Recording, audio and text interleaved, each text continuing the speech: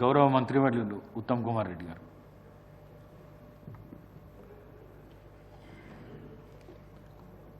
Speaker sir, గౌరవ ముఖ్యమంత్రి గారు ప్రవేశపెట్టిన సంతాప సంపూర్ణ మద్దతిస్తూ వారు సూచించిన విధంగా గౌరవ మన్మోహన్ సింగ్ గారికి హైదరాబాద్లో ఒక మంచి మెమోరియల్ విగ్రహం ఏర్పాటు చేయడం కూడా చాలా సముచితంగా ఉందని చెప్పి నేను కూడా భావిస్తున్నాను. అదేవిధంగా హౌస్ తీర్మానించి మరి వారికి భారతరత్న అవార్డు చేయాలని చెప్పి కూడా వారి సూచనను పూర్తిగా అంగీకరిస్తున్నాను. Doctor Manmohan Singh is one of the greatest illustrious sons of India. వారు పుట్టింది ప్రస్తుత పాకిస్తాన్లో ఒక నిరుపేద కుటుంబంలో. వారు అక్కడి నుంచి మరి ప్రస్తుత పంజాబ్కి వచ్చి అక్కడ చండీగఢ్లో మరి ఉన్నత విద్యను అభ్యసించి చాలా రేర్ వారు ఆక్స్ఫర్డ్లో క్యాంబ్రిడ్జ్లో మరి ప్రపంచంలోనే ప్రపంచ ప్రఖ్యాత 2 యూనివర్సిటీస్లో వారు ఉన్నత విద్య అభ్యసించడం కూడా మనందరం గమనించాలి. అదేవిధంగా ఈ దేశంలో ఉన్న ఉన్నత పదవులు చాలా వారు అలంకరించారు.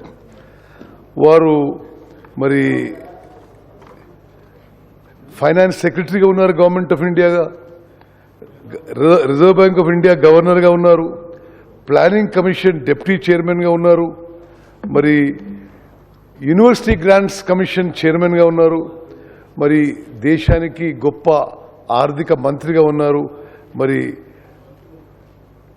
రాజ్యసభలో లీడర్ ఆఫ్ అపోజిషన్గా ఉన్నారు, మరి 10 ఏళ్ల పాటు మరి భారతదేశానికి ప్రధానమంత్రిగా ఉండి అద్భుతమైన సేవలు అందించిన విషయం కూడా మరి ఈరోజు గుర్తు చేసుకోవాలి.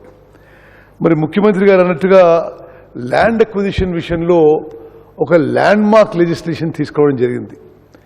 ల్యాండ్ అక్విజిషన్ విషయంలో ఎప్పుడు కూడా కాంగ్రెస్ పార్టీ మరి టాప్ లీడర్షిప్లో ఒక భావన ఏంటంటే ఈ ల్యాండ్ అక్విజిషన్ చేసినప్పుడు ఒక మానవీయ దృక్పథంతో ఒక హ్యుమానిటేరియన్ యాంగిల్తో మరి ఎవరినైతే మనం డిస్ప్లేస్ చేస్తున్నామో, ఏదో డెవలప్మెంట్ చేస్తామని లేదా ఇండస్ట్రీస్ పెడతామనో లేదా ప్రాజెక్ట్స్ కడతామనో లేదా మరో కారణంగా ఎవరినైతే డిస్ప్లేస్ చేస్తున్నామో అన్ని విధాలుగా వారికి మరి కంపెన్సేషను, రీలొకేషను, సరైన R&R ఉండాలని చెప్పి మరి మన్మోహన్ సింగ్ గారు ప్రధానమంత్రిగా ఉన్నప్పుడు ఒక ల్యాండ్ అక్విజిషన్ యాక్ట్ తీసుకునే విషయం మనం గుర్తు చేసుకోవాలి.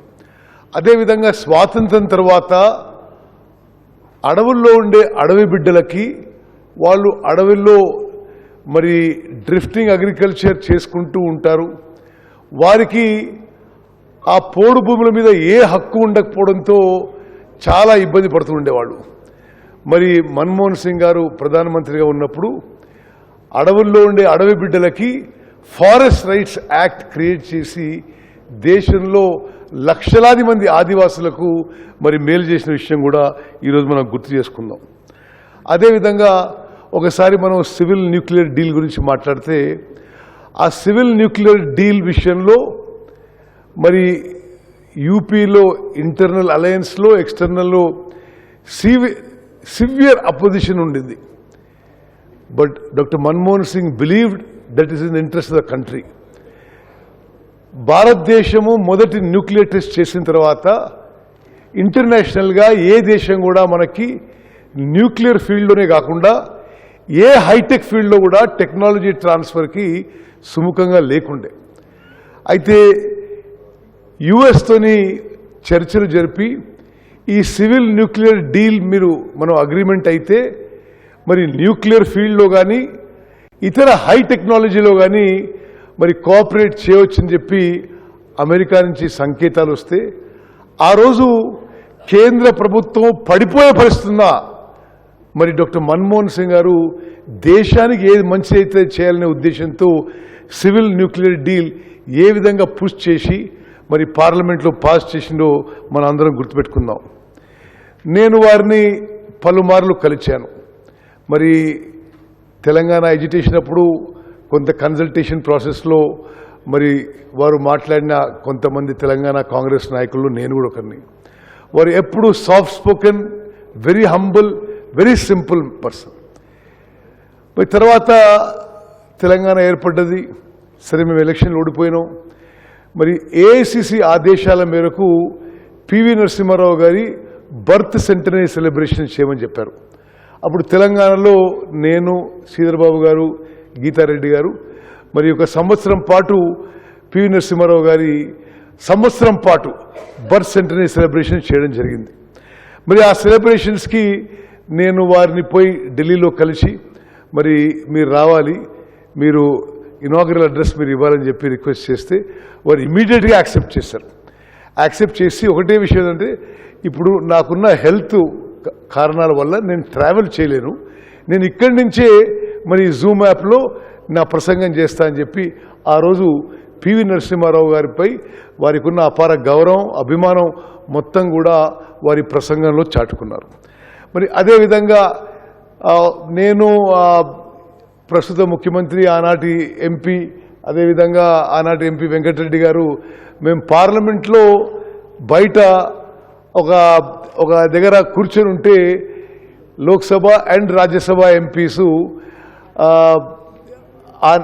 బీజేపీ ప్రభుత్వం మీద, కేంద్ర ప్రభుత్వం నిరసన తెలియజేయడానికి మన్మోహన్ సింగ్ గారు 10 ఏళ్ల ప్రధానమంత్రి, ప్రపంచ ప్రఖ్యాత స్టేట్స్మెన్, వారు వచ్చి చాలా సింపుల్గా మా మధ్యలో ఆ నిరసనలో కూర్చున్నారు. నేనంటే వారు 1000 మందిని కలుస్తారు, నన్ను ఎడ గుర్తుపెట్టుకుంటారు అని చెప్పి నేను ఏదో పరిచయం చేసుకునే ప్రయత్నం చేశాను. నేను అంటే ఐఎమ్ సో అండ్ సో, అంటే I know Uttam Reddy PCC president, అంటే చాలా మెల్లిగా, అది అసలు వినపడినట్టుగా వారు మాట్లాడే విధంగా ఉండేది. మరి ఆ విధంగా one of the greatest Sons of India who has made enormous contribution to this country, he is a loss for the country and for the state of Telangana. Loan waiver విషయంలో మనం ఒక నిమిషం మాట్లాడుకోవాలంటే, అంతకు ముందు కానీ ఆ తర్వాత కానీ ఏ కేంద్ర ప్రభుత్వము కూడా మరి రైతులకి రుణమాఫీ చేయలేదని చెప్పి నేను మనం చేస్తున్నాను. మన్మోహన్ సింగ్ గారు ప్రధానమంత్రిగా మొత్తం భారతదేశంలో రైతుల రుణం మొత్తం మాఫీ చేసిన ఘనత వారికి దక్కుతుందని చెప్పి నేను మనం చేస్తున్నాను.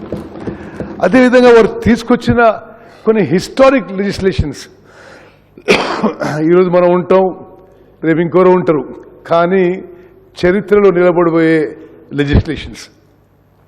ఆనాడు సోనియా గాంధీ గారు నేషనల్ అడ్వైజరీ కౌన్సిల్ అని ఒక అడ్వైజరీ కౌన్సిల్కి చైర్పర్సన్గా ఉండి, మరి మన్మోహన్ సింగ్ గారు ప్రధానమంత్రిగా అడ్వైజరీ కౌన్సిల్ మరి ఈ యూపీఏ ప్రభుత్వానికి కొన్ని సజెషన్స్, సూచనలు ఇచ్చేవారు. సోనియా గాంధీ గారి నాయకత్వంలోని నేషనల్ అడ్వైజరీ కౌన్సిల్ సూచనల మేరకు ప్రధాని మన్మోహన్ సింగ్ గారి యూపీఏ ప్రభుత్వం national rural employment guarantee scheme చట్టంగా తీసుకొచ్చిన విషయాన్ని మనం చేస్తున్నాం. ఇది ఎంత గొప్ప విషయం అంటే, అంతకుముందు ఎప్పుడు కూడా భారతదేశ చరిత్రలో employment was never a right. Employment సరే దొరికితే దొరికింది, లేకపోతే లేదు. కానీ గ్రామీణ భారతదేశంలో ఈ రూరల్ డిస్ట్రెస్, ఫైనాన్షియల్ డిస్ట్రెస్ చాలా ఉందని, ఈ మైగ్రెంట్ లేబర్ ప్రాబ్లం చాలా తీవ్రంగా ఉందని గమనించి మనము రూరల్ ఇండియాకి ఏదో విధంగా మరి ఈ మైగ్రెంట్ లేబర్కి, ఈ పని దొరికిన లేబర్కి మరి ఉపాధి కల్పించాలి, కొంత రూరల్ ఎకానమీకి కొంత అమౌంట్ పంపించాలని ఒక మంచి ఉద్దేశంతో ఎన్ఆర్ఈజీ స్కీమ్ మొదలుపెట్టడం జరిగింది. ఆనాటి నుంచి ఈనాటి వరకు చాలామంది చాలా విమర్శలు చేశారు. కానీ even today the main stay of rural economy in India is the Mahatma Gandhi national rural employment guarantee scheme. అదేవిధంగా ప్రభుత్వంలో ఉండేవాళ్ళు ఎవరు కూడా వాళ్ళని ఇతరులను ప్రశ్నించడం ఎవరికి ఇష్టం ఉండడం లేదు, రాష్ట్ర ప్రభుత్వాలకు కానీ కేంద్ర ప్రభుత్వాలకు కానీ. మరి మనం చూస్తున్నాం, అంటే ముందు కూడా కేంద్ర ప్రభుత్వాలను చూస్తున్నాం, తర్వాత కూడా చూస్తున్నాం, రాష్ట్ర ప్రభుత్వాలను చూస్తున్నాం. ఎవరైతే ప్రభుత్వంలో ఉన్నారో వాళ్ళు జవాబుదారీతనంగా ఉండాలి, ట్రాన్స్పరెంట్గా ఉండాలి, ఇన్ఫర్మేషన్ ఎవ్రీ సిటిజన్స్కి అవైలబుల్ ఉండాలి అని రైట్ టు ఇన్ఫర్మేషన్ ఒక హిస్టారిక్ లెజిస్లేషన్ తీసుకొచ్చారు. అంటే నువ్వు 10 రూపాయలు కడితే ఏ పౌరునికైనా తహసీల్దార్ నుంచి ప్రధానమంత్రి వరకు ప్రజా సొమ్ముతో ఏ యాక్టివిటీ చేసినా పూర్తి వివరాలు ఇవ్వాల్సిన బాధ్యత, రెస్పాన్సిబిలిటీ ప్రభుత్వం మీద ఈ హిస్టారిక్ లెజిస్లేషన్ పెట్టడం ఇది మనం అందరం గమనించాలి. అదేవిధంగా మరి రైట్ టు ఎడ్యుకేషన్, మరి నేను ముందు చెప్పినట్టుగా మన్మోహన్ సింగ్ గారు చాలా పేదరికంలో పుట్టారు. వారి చిన్ననాటి ఎడ్యుకేషన్ కూడా చాలా కష్టంగా అయింది. అయితే ఒకనాడు వారు అన్న మాటలు నేను రిపీట్ చేస్తున్నాను. I read under the dim light of a kerosene lamp. I am what I am totally because of education. So I want the light of education should reach to all. ఇది మన్మోహన్ సింగ్ గారి మాటలు. ఆకలి చావులు చావొద్దనే ఉద్దేశంతో మరి food security act అని ఒక చారిత్రాత్మక, ఒక హిస్టారిక్ లెజిస్లేషన్ మన్మోహన్ సింగ్ గారి ప్రభుత్వం తీసుకొచ్చింది. దాని కిందనే ఇప్పటి ప్రభుత్వాలు కూడా మరి తెలంగాణలో కూడా ప్రతి పౌరునికి 6 కిలోల బియ్యం ఉచితంగా ఇవ్వబడుతుందని చెప్పి నేను మనవి చేస్తున్నాను. చివరిగా స్పీకర్ గారు, it is a historic day for the Assembly of Telangana. The person who played a key role, instrumental role in the creation of Telangana, we are all paying tribute to him. నిస్సందేహంగా సోనియా గాంధీ గారు మరి UPA చైర్పర్సన్గా ఉండి, మన్మోహన్ సింగ్ గారు ఆనాటి ప్రభుత్వానికి, కోalition గవర్నమెంట్కి ప్రధానమంత్రిగా ఉండకపోతే మరి తెలంగాణ రాష్ట్రం రావడం అనుమానమే. వారు ఇరువురు కూడా తెలంగాణ రావడానికి ఏమేమి చేయాలో అన్ని చర్యలు తీసుకున్నారు. ఆ రోజు మరి ఒకటి, కాంగ్రెస్ పార్టీ నష్టపోతుంది అందరికీ తెలుసు. అదేవిధంగా ఒక ప్రాంతం వారు విడిపోయే పెద్ద భాగం ఉన్నవాళ్ళు చాలా తీవ్రంగా దీన్ని వ్యతిరేకిస్తున్నారు. ఎవరేమనుకున్నా సరే మరి తెలంగాణ రాష్ట్రం ఇవ్వాలనే దృఢ సంకల్పంతో సోనియా గాంధీ గారు, మన్మోహన్ సింగ్ గారు ముందుకు పోయినందుకే ఈరోజు తెలంగాణ రాష్ట్రం ఏర్పడదని చెప్పి ఈరోజు శాసనసభలో మనం రికార్డ్ చేసుకోవాలి. ఎందుకంటే ఆ రోజు మనం పరిస్థితి గమనిస్తే కాంగ్రెస్ పార్టీ అధికారంలో ఉంది. లోక్సభలో మరి చాలామంది సభ్యులు దాన్ని వ్యతిరేకిస్తున్నారు. అయినా సరే ఎవరేమనుకున్నా సరే ఇది న్యాయం, ఇది ధర్మం, ఇది చేయాల్సిన పని, ఇది మాట ఇచ్చినామని చెప్పి లోక్సభలో ఈ తీర్మానము, ఈ చట్టం పాస్ చేశారు. అదేవిధంగా రాజ్యసభలో చట్టం పాస్ చేశారు. అదేవిధంగా president of India gazette notification మరి ఇవ్వడంలో కూడా మన్మోహన్ సింగ్ గారి పాత్ర ఇవన్నిటిలో గొప్పదని చెప్పి నేను మనం చేస్తాను. చివరిగా నేను ఆ రోజు తెలంగాణ కాంగ్రెస్ పార్టీ నుంచి ప్రతినిధిగా ఒక విషయం ఈరోజు ఆన్ రికార్డ్ చెప్పదలుచుకున్నాను.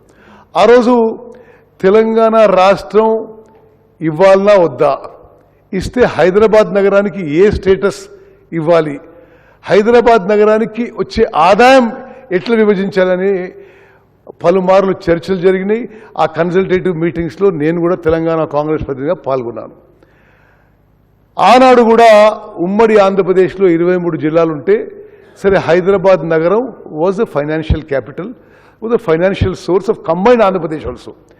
శ్రీకృష్ణ కమిషన్ కూడా ఎప్పుడైతే ఆప్షన్ 1 to 5 రాశారో మరి వేరు ఆప్షన్స్ ఇచ్చారు. మరి రాష్ట్రాన్ని విభజించినప్పుడు హైదరాబాద్ ఇట్లా చేయాలి, అట్లా చేయాలని.